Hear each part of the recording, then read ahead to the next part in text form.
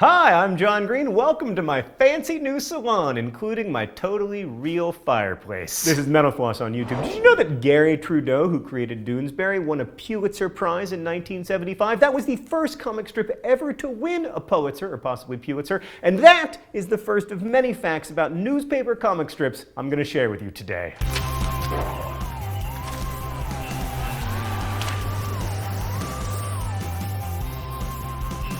In 1945, conservative Harold Gray used his comic to show just how much he despised FDR's New Deal policies. He killed off a star in his strip, Little Orphan Annie, Daddy Warbucks. Eventually, Warbucks came back to life, but only after FDR died. The character claimed, "Somehow, I feel that the climate here has changed since I went away." The comic Cats and Jammer Kids was the first to use speech bubbles. It's also the oldest comic strip ever. It started in 1897 and still puts out new comics today. In 2008, a Tumblr by the name of Garfield minus Garfield was getting 300,000 views a day. All the creator did was remove Garfield from Garfield comic strips, leaving a sad and slightly insane-looking John. Jim Davis, who makes Garfield, was really cool about it, actually. He claimed that some of the strips on the blog actually worked better than his originals. If I can make one recommendation, Internet, Spider-Man without Spider-Man. And we'll stay here on the wall to discuss Peanuts. Charles Schulz originally called his comic strip Lil Folks, but that had to be changed because there was already one titled Little Folks. Off topic, I just want to say how grateful I am that there's no rapper named Lil Wayne.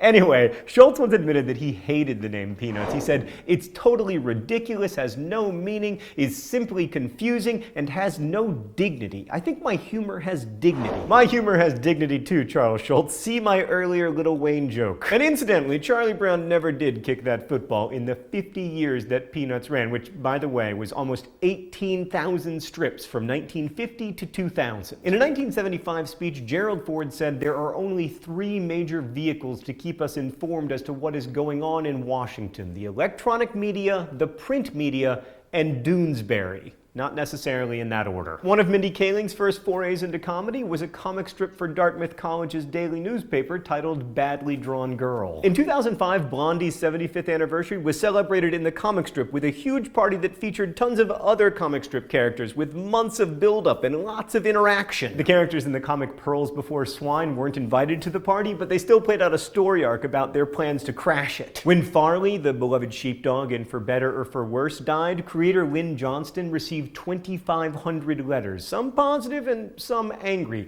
The Ontario Veterinary Medical Association even named a charity after him, the Farley Foundation. Seth MacFarlane also had a comic strip, but a little earlier in life. He was being paid to cartoon when he was 9 years old. His strip was called Walter Crouton, and it ran weekly in his local newspaper. There's a park in Monterey, California containing a statue of Dennis the Menace, but it isn't the original. In 2006, a bronze Dennis was stolen from the park. It was 3 feet tall, 125 pounds, and worth $30,000. It never turned back up, so it had to be replaced. So if you're looking for some Dennis the Menace style mischief and you also want $30,000, Monterey, California. Though artist Mort Walker has since been given the Army's highest civilian honor, Decoration for Distinguished Civilian Service, the Army didn't always love the comic Beetle Bailey. In fact, the Pentagon had previously used Walker's comics as an Army training guide for how not to act. Scott Adams, the creator of Dilbert, decided to start a food company in the late 1990s. They produced frozen vegetarian burritos using his title character as the mascot.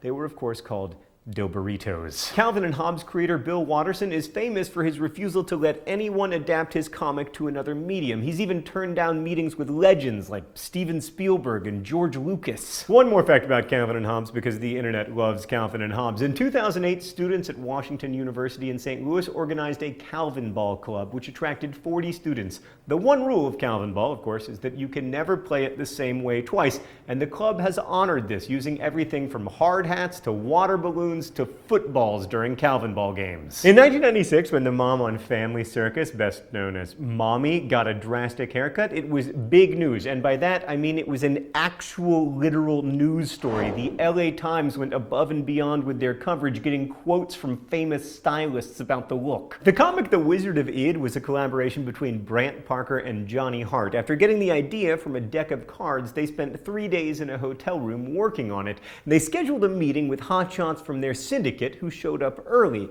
They were greeted by Parker, Hart, and a hotel room littered with food, booze, and scrap paper. The president of the comic syndicate reportedly told them, "We think you guys are disgusting, but we'll take The Wizard of Id." Speaking of The Wizard of Id, it was one of Jim Henson's favorite comics. He even considered adapting it into a TV show, shooting a pilot in 1969. He ended up being too busy to pursue the project, but you can watch some of it if you click here. Okay, if you're ever at Islands of Adventure and the line for everything at the Wizarding World of Harry Potter is super long, which, spoiler alert, it will be, check out Toon Lagoon. I mean, you can eat the favorite food of comic characters, like a sandwich at Blondie's or ice cream at Kathy's. Speaking of Kathy, when it was announced that Kathy would be ending in 2010, hashtag Ways Kathy Should End was a trending topic on Twitter. By the way, I apologize for using the word hashtag, but at least I didn't follow it with YOLO. But speaking of only living once, people often wonder why Bill Murray agreed to voice Garfield, given that he only has so much time on this earth. Well, he told GQ that he took the role because the film was written by Joel Cohen, and he'd already done a day of voice work before learning that this was not the Joel Cohen of the famous Coen brothers, but rather a different Joel Cohen. Which is all fine and good, Bill Murray, but how do you explain Garfield 2, A Tale of Two Kitties? But it's not fair to throw Bill Murray under the bus when it comes to comic strip adaptations, because the real villains of that story are Betty White and Don Rickles, who were in the straight-to-VHS Dennis the Menace sequel, which also starred Carrot Top. In news of a slightly better movie, Owen Wilson, William H. Macy, Kiefer Sutherland, and tons of other esteemed actors voiced animals in the 2010 Marmaduke movie. George Lopez was also in it, but his career technically ended when he did the movie Balls of Fury. Anyway, you can't blame any of these people for being in the Marmaduke movie because 1,